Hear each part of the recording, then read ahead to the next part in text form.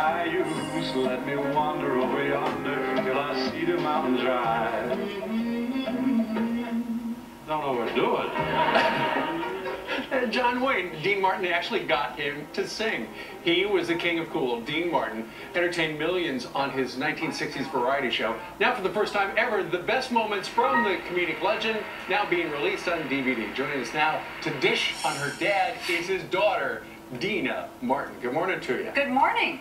I love this particular story about how this all happened. And people haven't seen these images and these shows for years, right? No, they haven't. And they are so wonderful. I was watching them the other night. I could watch them thousands of times. He just looks so cute. He is so cool. And, you know, he would have a cigarette in one hand, those were the days, right, and a drink in the other.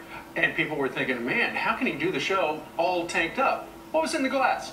Apple juice. Of course. No one could work like that and do that body of work if they were drinking. You know, he was so cute and cool. And the cool thing was, he had so many big stars on the show. I mean, they were friends of his, ultimately, and they would drop by and do some goofy stuff. That's right. Everybody wanted to be on this show.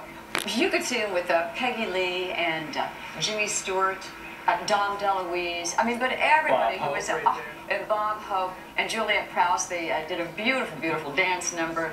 It was just fantastic. And in the beginning, because he was a very big star, and in fact his recording career going great, at one point he bumped the Beatles from the top of the charts. 1964 with Everybody Loves Somebody. So he didn't want to do a TV show because he was a movie star as well. So he was going to go to NBC, and he told your mother, and demand what? He told all of us, he said, I'm going to ask for a ridiculous amount of money, and surely they're not going to have me to do it then. And he said, and then I'm going to say, I don't want to rehearse ever, and I want to do this show on Sunday afternoons after 1. He said, for sure they're not going to take me. He came home that night and he says, now I've got to do it. They said yes. And then when you would watch it, it would seem like, well, kind of like a cocktail party. Oh, it was just so much fun.